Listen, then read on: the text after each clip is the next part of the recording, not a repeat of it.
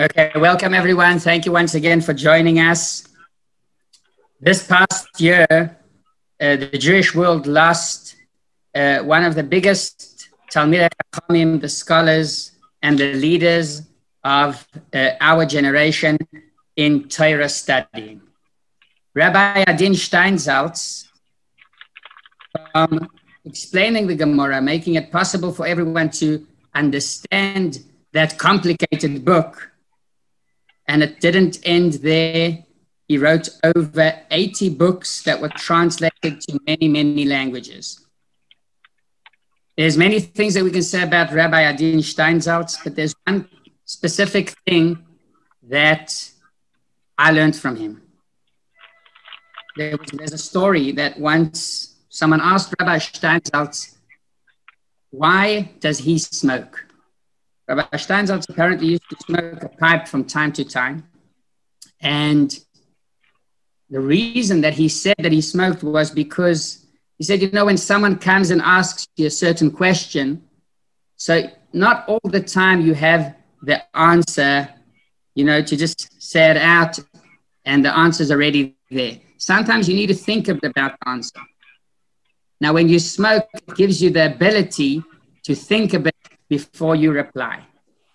Basically, this answer teaches us a lot about Rabbi Steinsaltz, about the fact that even Rabbi Steinsaltz, with all his wisdom, he thought before he answered someone else. This is something that we could all learn and we could all see through his books, teaching us how to think and how to work on the limud. There is a book of Rabbi Steinsaltz. It teaches us a bit about his hashkafa, and I highly recommend you, if you speak Hebrew, it's called Hitva'aduyot. Huda Lavi? Okay. It's his book about Hasidic hashkafa, and there are many, many other books. I would like to mention the Essential Talmud, which is a very important book. And so we have this chus and the privilege to have Rabbi Meni Even Yisrael, the son of Rabbi Steinsaltz, the director of the Steinsaltz Center, to share with us a few words about his father in the light of Pesach. By the way, today is a special day. It's Ari Even Yisrael's bar mitzvah, the son of Rabbi Meni. So that's even a double zchus that on such a day, he's here with us to teach us a bit about Pesach. Rabbi Even Yisrael, bevakasha. Good evening. I hope you all do well. Hope you all can hear me. If not, I don't know what to do about it. Technology. We can hear you clear now. Excellent. So, as time is short and I'm limited by the time, I would like to start with a short story about my father in Passover. My father had a tradition that the Seder Haggadah was done properly. You know, we did not, some people say, Seder, the first Seder, of course, in Israel, can take hours and hours. We were really punctual. We start on time, finish on time. Thing was just done well. And my father had this tendency to find what's the unique, in every year to find another unique aspect of the common things we do or we say in the Haggadah. So the Haggadah, as you know, is an eclectic collection of stories, tales, text, and legends. One of my father's favorite concept was to question the last song of the Haggadah. Last song of the Haggadah, which most people say, is the famous story about Chad Gadya. Chad Gadya is a story about a father who's buying, probably for his kids, a kid, young goat, to eventually, presumably, all to play with or to eat later. And the story goes on that, if you don't remember the story, I'll, say it shortly. Basically, the kid is being eaten by a cat. The cat is being eaten by a dog. The dog has been hit by a stick. The stick has been burned by fire. The fire has been extinguished by water. The water has been drank by a cow. The cow has been slaughtered by a butcher. And the butcher has been slaughtered by Malach HaMavis, and God is the one finalizing the story. So my father said something very, very interesting. We assume that the kid, who represents, of course, the nation of Israel, is innocent. No, this little kid, you play with it, he's very cute, the kid's enjoying it. And then if the kid is innocent, that's mean that the cat is evil. If the cat is evil and the dog is righteous. If the dog is righteous and you go on the list, you end up that Malach HaMavet is good and God forbid, is not, which is, of course, something we cannot really handle with. So this is apparently a question that, it sounds ridiculous that people actually spend the time on this. It's just a story, just a song. But people actually spend many years trying to figure out what's going on. So my father came out with two answers that he liked to say. First of all, he said that the original story actually was not about a goat. It was not about a kid. It was about a chick. My father bought a small chick to play in the house. And that particular chick was eaten by a rat. And the rat was eaten by a cat. And therefore, once you're adding another element to the story, by definition, the equations change. It's no longer that the cat is bad, the cat is good. And if you go to this list again, God become good. That is a cute answer. The other answer that he liked, there are many answers, but one of the other answers that he used to love was the fact that we always assume that the cat and the dog represent the nations of the world, and what he says was that the fact that two nations in the world are fighting doesn't make any of them good. Doesn't make the reason they're fighting each other, fighting among themselves, doesn't make them good or bad. And therefore, again, if the cat and dog are bad, you're adding one element to the story. So again, God become good. My father's peculiar way was to remember the story of Passover for the three elements that he represents. The story of Pesach, as much as people make tremendous amount of work on kosherizing the house and eating only specific food, and if you ask your local Chabad Shaliach, you will hear more stringencies than one can imagine. We thank God, we follow my father's customs, which was Emir Hashem, and a lot of things we just did not follow it as much as other people do. For example, we did not peel tomatoes. I know that's something that people do. We didn't. And so on and so forth. My father said that the holiday of Passover represents three things. And each one of them, in a lot of ways, is not a religious holiday. There are three elements to the Chag, three elements to Pesach, that are uniquely meant for this holiday. The first and foremost, this is really when our year begins. That's really our real Rosh Hashanah. This is the day that we are celebrating our own people. If we compare it to Rosh Hashanah, to the regular Rosh Hashanah that happened in the first of Tishrei, we see a unique difference. In Rosh Hashanah and later in Yom Kippur and throughout the month of Tishrei, we do not really care only about us. Rosh Hashanah is a day of judgment of the world, of the nations of the world, us among them. We are praying for rain around the world. We're praying for prosperity around the world. We're praying for good will happen to everybody. We hope that God will judge the entire world favorably. It's not only about us. When coming Pesach, it's a whole different story. We're not celebrating the rest of the world. We are celebrating us, celebrating our freedom. We're celebrating our belief system. We're celebrating what we are. It's our Rosh Hashanah. Traditionally, for example, again, I don't know if it's practiced today, and I never had the option to try it yet. was a question asked to the rabbis, are you allowed to invite a non-Jew for Seder? It's a nice party, it's a nice holiday, there's a lot of education going on. Maybe we should invite anybody. And the rabbi's concept throughout time was that you should not be inviting. Not because, God forbid, we hate people or we dislike people or any way, shape, or form we are racist. No, it's because the celebration is an internal celebration. It's a celebration of our family.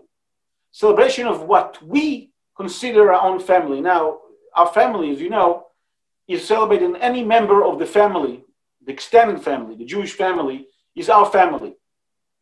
And in families, as you know, some people you like, some people you don't like, some brothers you like to sit together with, some mother-in-laws, father-in-laws, everybody has his own issues with family, but still a family. And we're celebrating as such as we're celebrating our Rosh Hashanah. This is our day, a beginning of the year.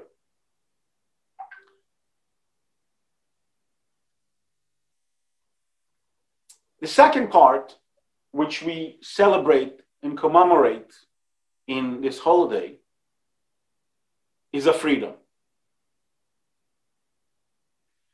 We're really celebrating in Pesach the fact that God Almighty, by himself, took us out from Egypt. It's a day that really, whatever we can call it, whatever we can talk about it, whatever we can mention it, is our Independence Day. It's a day that everybody should, and more so, have a reason why to celebrate.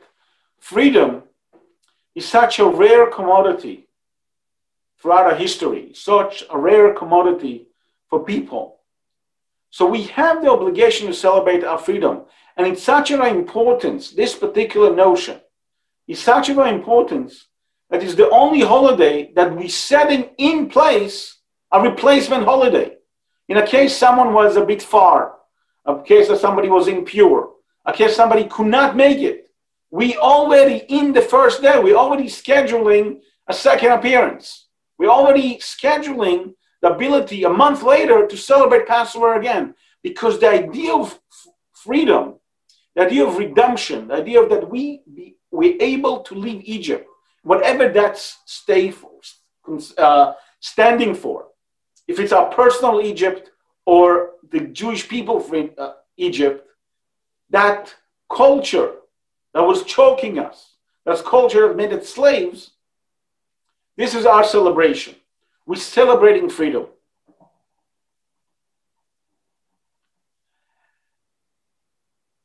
The third aspect of the Chag is the concept of tradition. Passover is the most celebrated holiday among the Jewish people. It's even more popular than Purim and even more popular than Hanukkah. Many years ago, when I was young and restless and I had a little bit more hair on my head, I was a Hillel rabbi in the University of Maryland. University of Maryland had a peculiar situation. University of Maryland College Park has 6,000 Jews on campus. I was the Hillel rabbi. And to my surprise, it took me a couple of years to figure it out, you never reach all 6,000 Jews. It doesn't matter how many Jewish organizations were on campus. It was Hillel, Chabad, Eshet Torah, Or Sameach, the Kollel, the Zionistic Kollel, the fraternity and sorority, the political movement, everything you want. All of us together, with all the staff and resources that we have, including the high holidays, we could never reach more than 2,000 people. That was the highest number that all of us together could register 2,000 Jews on campus. Except Passover. In Passover, Jews came from the woodwork, all around. Jews came to the Hillel house, to the Chabad house, to anywhere you want to get their matzah. It got to such a level, to such a bizarre concept, that we used to have a standing order with the local McDonald's on campus. We used to come to the Hillel house and buy stocks of matzah, Because the Jews who actually might eat completely non-kosher food wanted their matzah on the meal. It didn't matter that it was not, again, they didn't care if it was meat and milk, they couldn't care if it was a ham, couldn't care anything. What they cared about was they had the matzah. That is when the Jews come from the woodwork. It's a holiday that we have to bring people in. We have obligation to invite guests. It's true that in Sukkot we also have a concept of a guest, but is more limited by definition. Sukkah, for the most part, is limited size. You can invite X amount of guests that can fit your sukkah. In Passover, when we eat at home and level seder, then we can invite anybody we want. Then we can get to a situation where we can really bring everybody to us. We can bring anybody from every background to come and celebrate the holiday with us. And what we do in this holiday? We act in the most bizarre of ways, right? First of all, we're starting the holiday with drinking. No, this is not regular Kiddush. It's not a regular Kiddush that you drink a little bit and you hope nobody sees how much you really want to drink. This is a holiday that we oblige to drink 4 cups. To most opinions, the reference to 4 cups is 4 cups. You drink a full 4 cups of wine in the Seder. It's a tremendous amount of the quantity that is not a small little shot.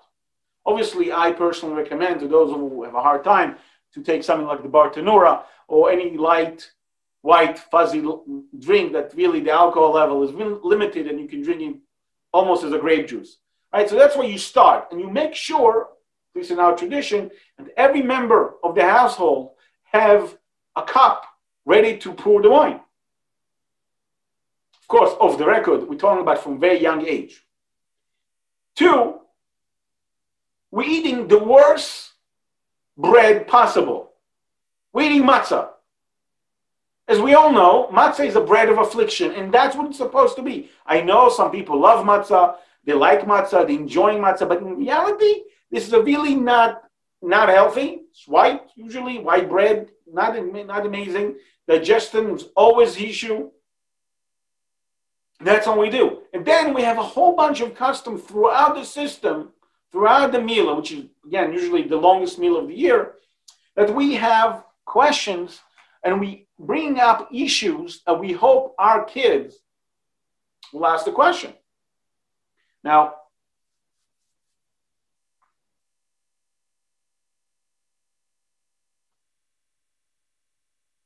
we're really not doing it for the children. The concept of a child, when it comes to Passover, that's something my father insisted on, is not for the children.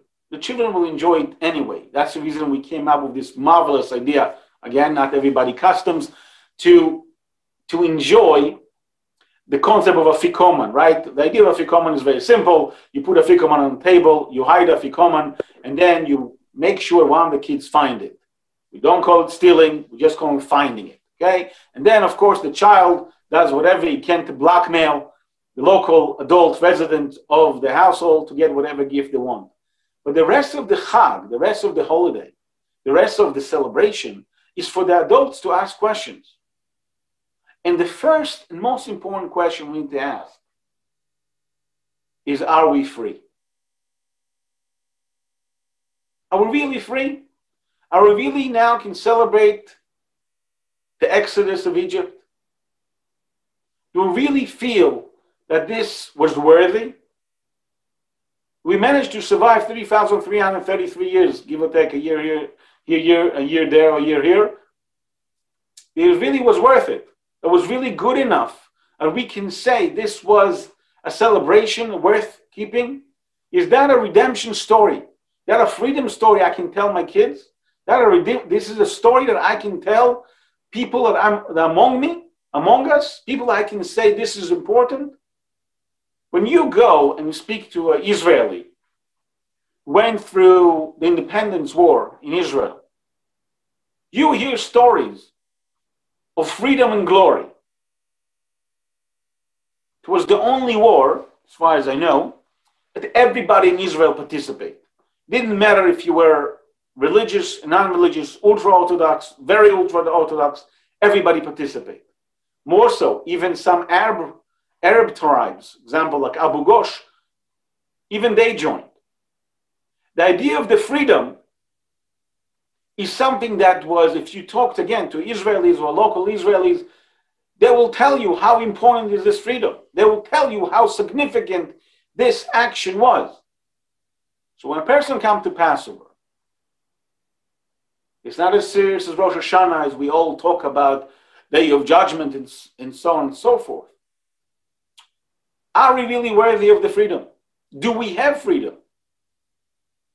And more so, if I feel I'm validated and I can really celebrate this freedom, one have to ask, what am I running from? What is my freedom today in our modern days when most civil society, at least most, trying to be free, trying to give people the freedom of choice, freedom of religion? How does that relate to me? Do I really understand what does it mean to be free? My youngest child is celebrating today his 13th birthday. His bar mitzvah tonight. And when you ask a child, what is freedom?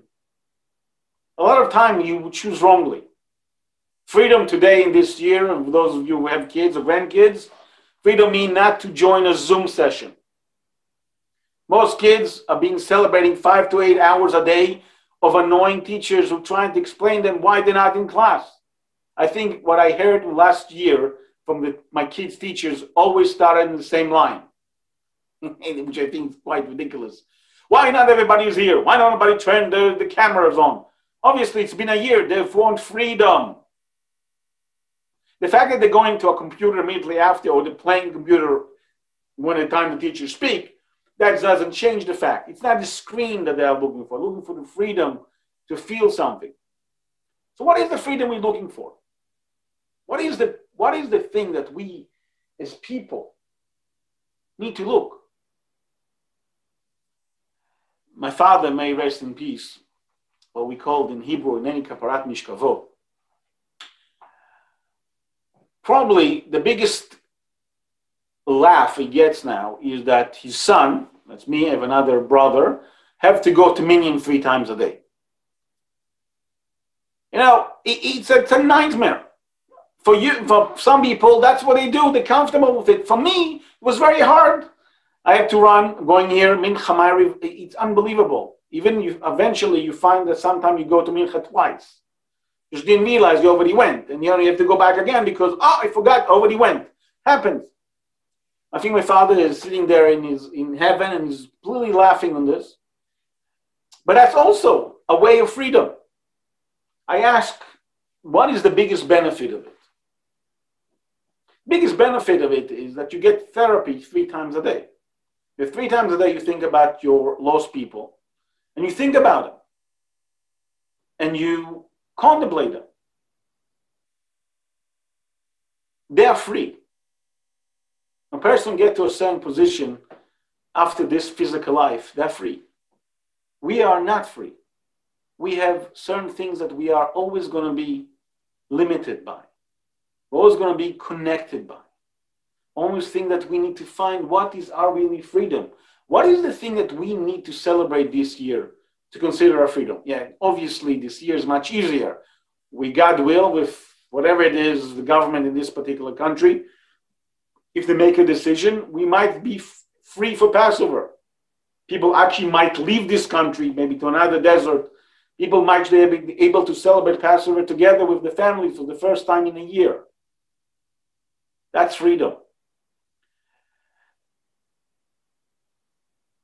And this will be my almost ending, as I have to run to Ma'ariv, and I don't have really a choice, back to my lack of freedom. It says in the Talmud, the generation of Mashiach, the generation of redemption, is a reincarnation, possible reincarnation of the generation of the Tower of Babylon. Tower of Babylon is a tremendous story. It's funny because there's some historical kind of stories, I'm not even sure they're really historical, referring to a tower in and around Ur Kasdim that might be that tower, but that's a different issue. But the idea of the Tower of Babylon was that, God already played the big game. When it was the flood, God decided he's taking an action, he's going to destroy everybody. He's going to kill everybody, and he'll start all over again. When God looked on the Tower of Babylon, what he did? He basically snappy fingers. Did this. All of a sudden, we all have a variety of languages, and the chaos probably lasted for decades till people realize where they're going. The same thing in our generation and what we see in the last year. The plague, the corona, as I love to call it, the plague, of course, I think is the right term for this, is not devastating as much as the Spanish influenza. It's not devastating as a world war. In general, obviously people suffer and people died, and we are sorry for them. But God didn't do anything major. It's basically just a snap of a finger. And if we can appreciate it, what freedom we have, what ability to celebrate life we have, this is our goal and role for this year, Pesach. So I wish you all a really free and happy Passover for this year. And again, thank you, Chabad of Rechavia and Rabbi Diamond, for inviting me. I'm sorry it's so short. As I said, time is limited. Thank you so much, and have a marvelous, marvelous evening. Thank you very much, Rabbi Meni. And we have these monthly events. You're all invited to join us from time to time. Usually it's once a month at the beginning of every English month. And we'll be notifying you all via WhatsApp and on the website, of course, and on our Facebook page. Thank you once again, and have a great evening.